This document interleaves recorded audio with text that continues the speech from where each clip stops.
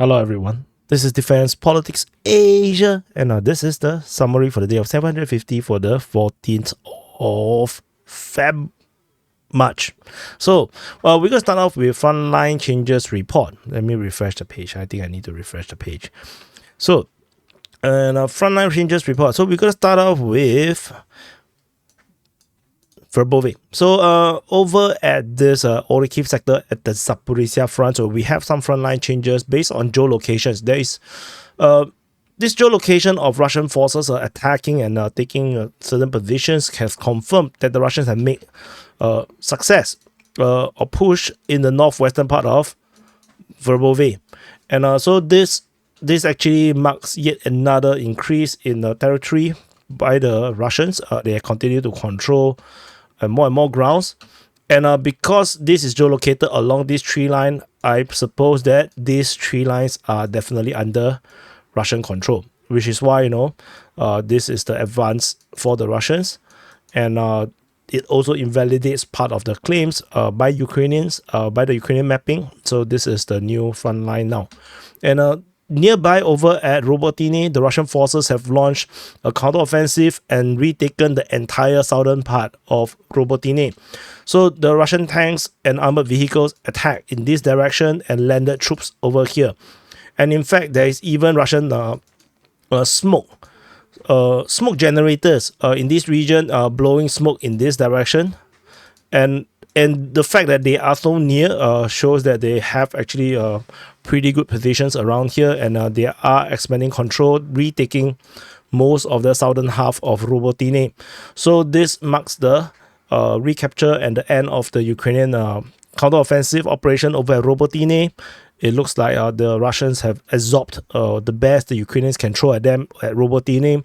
Probably it might have something to do with the Belgorod Offensive, because the end of this Robotyne counterattack seems to coincide with the start of the Belgorod Offensive. So, yeah, I'm not sure if the Russians got duped at all by this. No, this hit south, then strike right, strike north kind of situation. So, and the next frontline change is over at Bedaichi, over in the Adiyevka front. So this is Adiyevka city, and this is Bedaichi. At the Bedaichi, there is this crazy raid. Yet another of this Russian mad rush into deep Ukrainian territory. And so this part of this video is actually them moving along this road, along Bedaichi, and then they already started to get struck by Ukrainian forces along the way, and then after that they tried to go towards Semenivka in this direction, and they did not get very far. By the time they reached towards the end of Semenivka, they got attacked by a Bradley fighting vehicle. So oops, I better not show you this so big screen. Later we have problems with monetization. So there is this Bradley fighting vehicles over there, and so the Russian armored vehicle basically stormed through this area here, and it got destroyed at this point, where the Ukrainian Bradley vehicle basically took them out. So I believe most of the forces, if not all of them, are destroyed or killed. So yeah, so as a result, there is somewhat of Russian presence in terms of the mapping, showing that the Russians have the capability to reach here in this way, but this is not a capture. So other than this part, I would say this area is a Russian capture, but this area here is just gray zone. And also just to add in terms of this, the way how this scene has unfolded in this video, it seems like Bedaichi generally is in a gray zone. Most of this settlement in this entire area here seems to be pretty much no man's land, and no one is actually sitting inside. So it is not under Ukraine or Russia per se. So yeah, I just find it very disturbing to see such a video where mechanized infantry and armored vehicles just storm into the front line and contact line without appropriate fire support, and that never stops to disturb me a lot. I mean, people just dying for nothing. So anyway, And then the next frontline change is over at the Donetsk front. This is Donetsk front and at Shevchenko. So at Shevchenko, the Ukrainian mapping have acknowledged the Russian success in this area here. So this actually corroborates part of the Russian claims. So that's one frontline change over at Shevchenko. And I think that's about it. I think I covered this. Yep, this is all the frontline changes report. And we go on over in. So for those that are just interested in frontline changes, that's it. This is the frontline change. So bye bye. So okay, then we do the real SITREP, the proper SITREP, and we gonna start off with the southern front. We're gonna go from the southern front, then Zaporizhzhia front, Donetsk front, Avdiivka front, Bakhmut front, Kreminna, Sviatove, Kupiansk, and then Belgorod. So for those that are only interested in the Belgorod offensive, check the timestamp, just skip, the rest of the war, not interested, then don't watch, not important. Yeah, no one dies, everybody's using water guns. So over at the Kherson front, there is still fighting along the coast of the Dnipro River. Again, I just got to put it at Krinky. I'm not exactly sure where this is. And other than that, there is a Lancet strike on the Ukrainian D-30 Haubitzer. So Haubitzer is actually an artillery gun. So it was struck north of Tokarivka, in the middle of nowhere. So that's about it. The battle over at the Kherson front has really wind down by a lot. I think most of the heavy equipment by the Ukrainians, in this area here is largely destroyed or now concealed away. They just can't bring it out. And there's no meaning. There's really no meaning in bringing out the heavy equipment, because it's not like they can capture grounds easily because of the Dnipro River. It's just not possible. Over at the Zaporizhzhia front, so Zaporizhzhia front. So at the Zaporizhzhia front, the only action seems to be in the Orikhiv sector, and which is where, as I mentioned, the Russians are on the counteroffensive. So reports of Russian fighting in Robotine. Well, why my arrow is so lousy today? So at Robotine and in the western part of Verbove. But based on geolocation, we know that the Russians are attacking in the northwest of Verbove as well. And the Russians have actually succeeded in retaking most of Robotine. So very sad times for the Ukrainians. Emotional damage. So no emotional damage. It's okay, no problem. You can always try again. No problem. Small thing, little bit. Just throw some human wave. You will solve all the problem. In the north, there is a TOS-1A. So there's a thermobaric missile strike on the Ukrainian position further up north. This is probably coinciding with the Russians pushing up in Robotine. I'm not sure if the Russians is going to push like further up north for now. In fact, I have no freaking idea what is the game plan, because generally, if it's up to me, I would have done a pincer in this way, and I was just going to ignore the entire area here, this entire salient, I will ignore it. But it's not up to me, and of course I'm not qualified to command any troops. So yeah, I do not know. Play computer games is enough. Just play computer games. So that's all for the Zaporizhzhia front. We move on to the Donetsk front. So this is Donetsk front. This Donetsk front. This Velika Novosilka sector. And then this is the Voleda sector, and this is the Marinka sector. So Marinka sector, Voleda sector, Velika Novosilka sector. So just on the general picture, the strategy picture, we can see that Russia is attacking Staromayoske, Shevchenko, Novomikhailivka, Georgievka, and Krasnohorivka. Ukrainian forces are attacking Volodymyrivka, Novodonetsk, and Staromayoske. So this is the strategic picture. You can see very sporadic. I would say, this, especially this from the Velika Novosilka sector to the Voleda sector, very random. Russia is bombing Voleda. They're using the Air Force to bomb Voleda. And in the Novodonetsk region, thermobaric missiles was hitting Ukrainian forward positions. So we will continue to monitor and see how this progress. And over at this Marinka sector, there is also not much news, as because this is where the main Russian push at the Donetsk front is, but no, there's no news regarding this push. So we will continue to monitor. What is this? This is this, I think this is a strike on the M113. So yeah, I wonder how much Ukrainian vehicles and heavy equipment is left. Like, we keep seeing all this destruction on the daily basis. I wonder when will be the point where the Ukrainians run out of it, because they don't really have the manufacturing base for it, and then they do not have much more donations coming from the Western partners, because there's just nothing left much to give without compromising NATO's military capabilities. So anyway, at the Avka front. So at the Avka front, the Russian forces are attacking at Bedaichi, wrong color, sorry. But at Bedaichi, Olevka, Tonenke, at Vodian, Povomaisky, and Nevelsky. Ukrainian forces are still on their counteroffensive over at Olevka, Semenivka, Bedaichi, and Novobakhmutivka.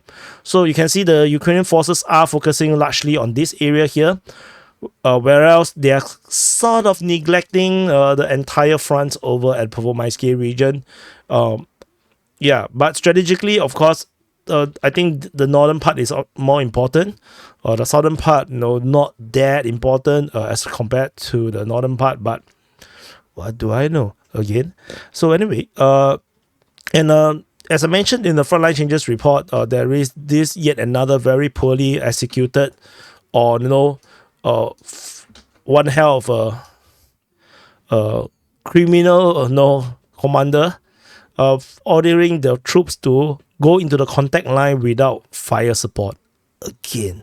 Like, this is like the third time I saw this, and I'm not even sure if there's actually more than 3 times, because these are just the video footages that we are seeing, the drone footages that we are seeing. There might be other instances that no drones captured it, and again, it's the same modus operandi.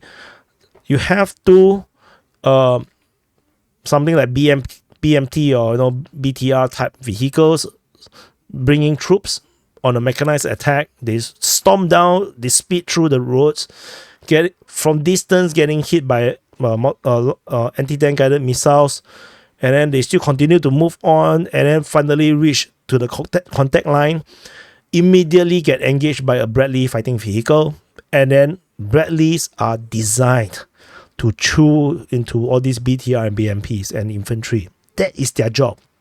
That's how they're designed, and that's what they're supposed to do. And it does its job fantastically, and the entire unit was destroyed. I don't think there's much survivors. The remaining 2 soldiers actually run into the houses, and I have no freaking idea if they survived. So yeah, so it is quite disastrous to always see this kind of video footages coming out. So let me show you the footage. So you can see the Bradley fighting vehicle firing at the house. So the house that they are firing at is actually where the 2 soldiers ran into. There's a vehicle over here. This is actually the Russian vehicle that is actually destroyed and disabled. 2 more infantry run into the houses, and then the Bradley fighting vehicle was just traveling around and continued to fire. And the Bradley fighting vehicle is not exactly 100% sure where the infantry has left, so they basically just sprayed at every single building.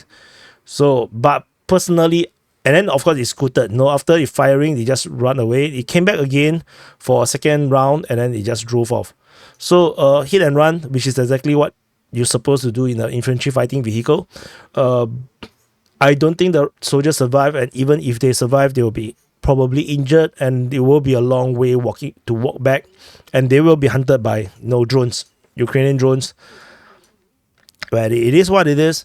At Semenivka, not for Semenivka, there is Russian drones attacking Ukrainian positions. So the Ukrainians are definitely in this area here. 100%. There's definitely a Bradley fighting vehicle, positions around this area here. Ukrainian are having infantry positions around here, which is why there is a drone attack. And the Bradley vehicles is protecting this junction around here, and the Russians basically just storm through like a blind man. So very disappointing display of tactics. And again, there is no. The pro-Russians like to tell me, things that I tell them, which is funny. I say the Russians are operating on a Q zone, no Q box, or no, they're demilitarizing Ukrainian, so there's no reasons to capture grounds that desperately. No, they will still push, but it's not a priority. And yes, strategically that's the case, but tactically the Russians are attacking. And that video footage basically 100% without a doubt showing you that the Russians are attacking. They are attacking, and they are sending a mechanized unit down into the contact line without fire support. And then people are still want to argue that no, that's not, the Russians don't do that. No. It's basically in your face. That's the evidence. They're strategically overall in terms of the Russian military, no, they don't do this kind of thing. But there will be commanders on the ground which have very poor tactical understanding, and they ordered their troops on the suicide run, and this is basically a suicide run. So I criticize the same for the Ukrainians doing the same thing. I'm going to criticize the same thing for the Russians. As a former soldier, this is unacceptable. I can tell you, even though I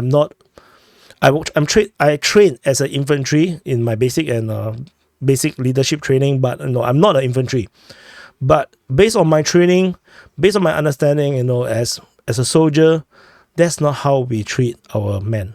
No, we don't send our men on a suicide mission, and this is just unacceptable. So you can argue all you want. Those guys are all dead.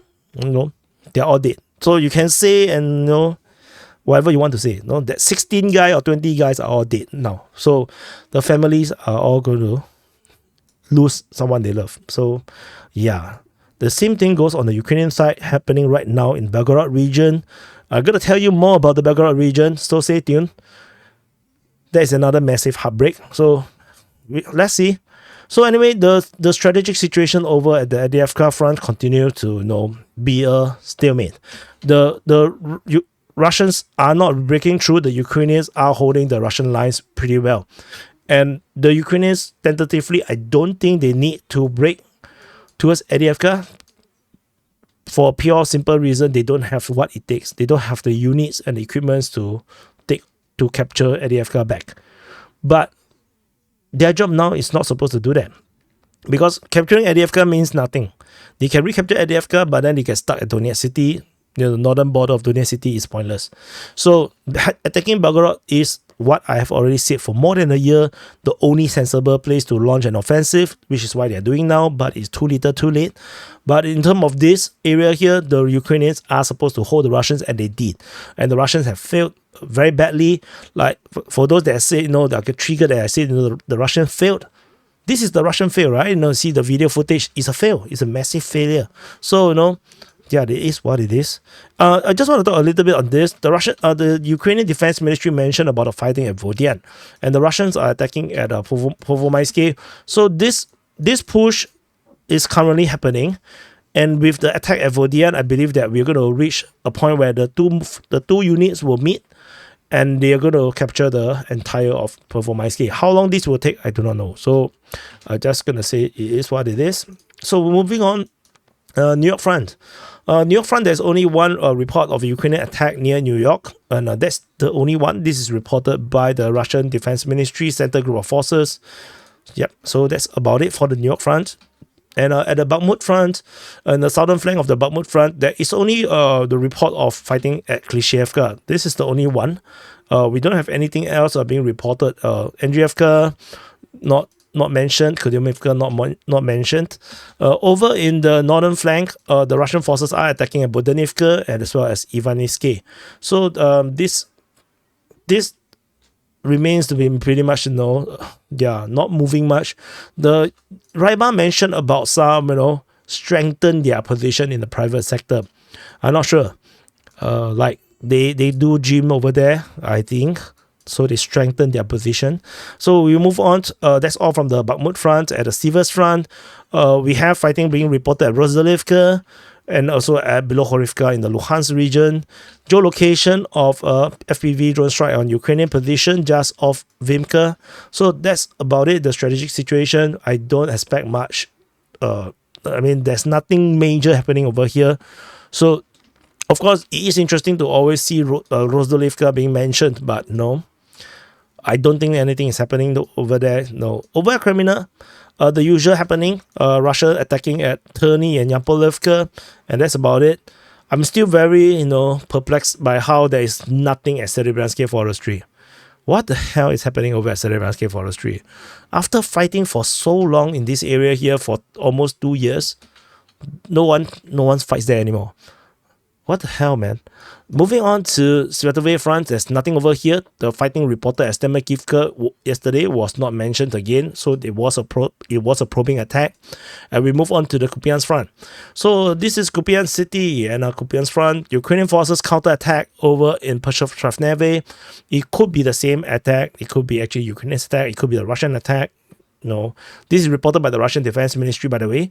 The Russians are attacking at Ivanivka, according to the Russian Defense Ministry. Nothing at Sinkivka. Surprise. Nothing at Sinkivka. So that's all from the Kupiansk front. Again, this is yet another front line. I don't expect anything to happen. And we move on to the Belgorod front. So at the Belgorod front, the Ukrainian forces have launched massive counteroffensive operations over here, and the focus is mainly now at the Grivoron region. This is the only main attack that is currently happening. It looks like everything else was diversions, maybe.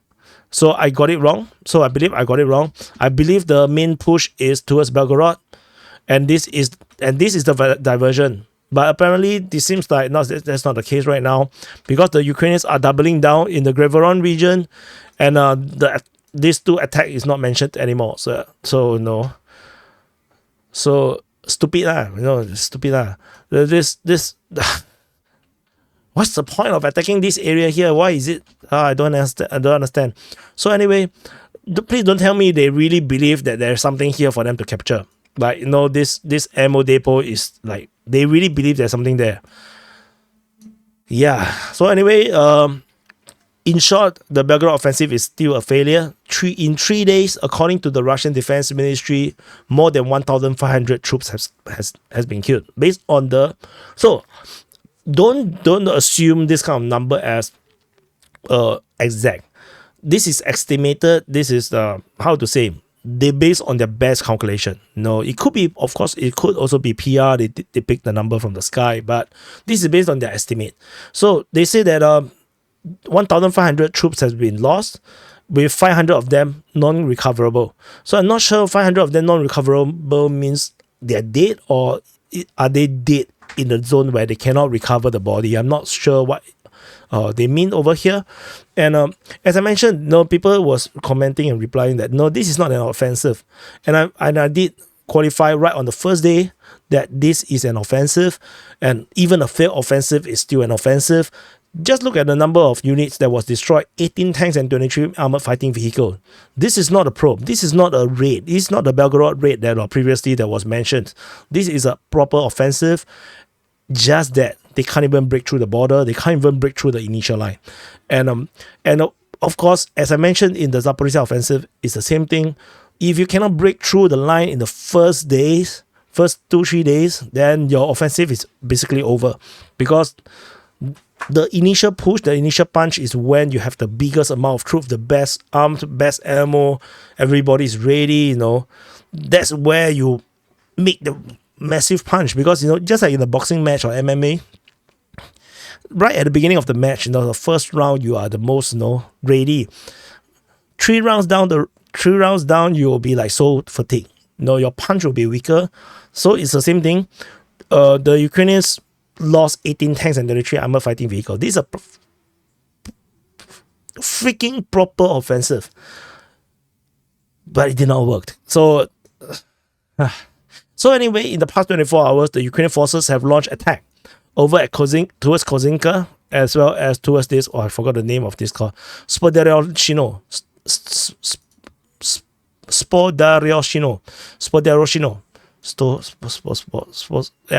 Shino. Okay, so at the Shino.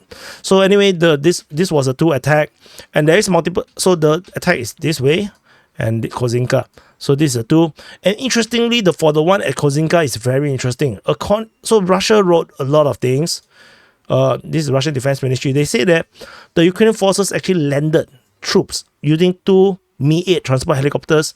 They landed around 30 troops around 1 kilometers away from the border, and then the troops tried to sneak into Kozinka. How do you sneak into Kozinka when you're already using helicopters is another thing altogether, but that's what they tried to do, and then they got stopped, and then they were detected, and then they were struck by airstrike and artillery. So if based on that information, we can imagine that this is a border. 1 kilometer is actually not much, it's only around here.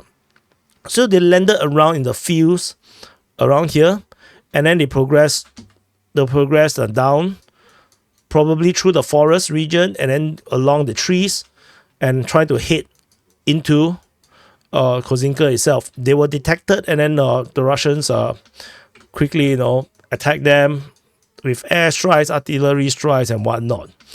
And it turned out very badly. I think according to the information reported by the Russian Defense Ministry, they say that the Ukrainian forces retreated. It's just 30 men, mind you. It's not very big in terms of this. This is like a commando raid, if you like. And they are unable to have a foothold, so they retreated. But then they entered a minefield, and then they got all destroyed. So yeah, but of course that's the Russian Defense Ministry story. Believe it, if you don't believe, it doesn't matter. We do have geolocation of Russian airstrike and artillery strike on Ukrainian positions just off Alexandrivka. Further up north, there is also image of casualties south of I'm gonna move this Spodario-Shino. Wow, that's a stupid name. And over in the north of Luhivka, there is also Lancet strike on Ukrainian tank. And then at Popivka, there's airstrike. So the Russians are really having a field day, hitting Ukrainian positions within Ukraine itself. So this is one hell of a lousy offensive. They can't break through. I can't put into words. This is just as bad or even worse than the Russian blind rush into Badaichi. But it is what it is. So based on the information that we have right now, so other than this attack in Spodario-Shino as well as Kozinka, Ukrainian forces still have troops at Popivka, Alexandrivka, what is this place called? Lukashivka, Velika Pasarivka, as well as Luhivka. No, not Luhivka. Luhivka don't have. So these are the few places that the Ukrainians still have a concentration of forces. It looks like they will continue to try and try to break through in this area here. But again, like I said, there is not much meaning into hitting this area here unless they are going for that ammo depot. But I don't think there's anything at the ammo depot. I don't think Russia is so stupid to leave the ammo depot so close to the Ukrainian border, still filled with ammo. So yeah, I just don't like this attack. It just don't make sense to me. For me, it's the highway to Belgorod is the key. That's what makes it. That's what is going to make it meaningful. So it's not meaningful to me. So that's it. So there's also this interesting Shoska was being mentioned by Ryber. So they say that there is a movement and concentration of forces at Shoska.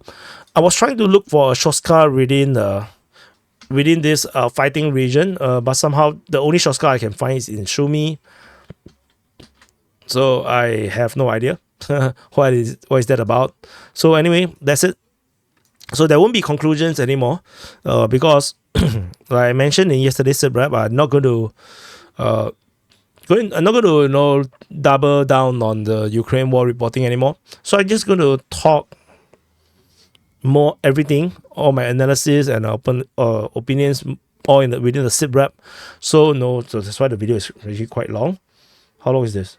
Oh, it's actually not very long. It's only 29 minutes. So anyway, thank you for watching. Do press the like button, subscribe. Yeah, I'll see you guys in the next update.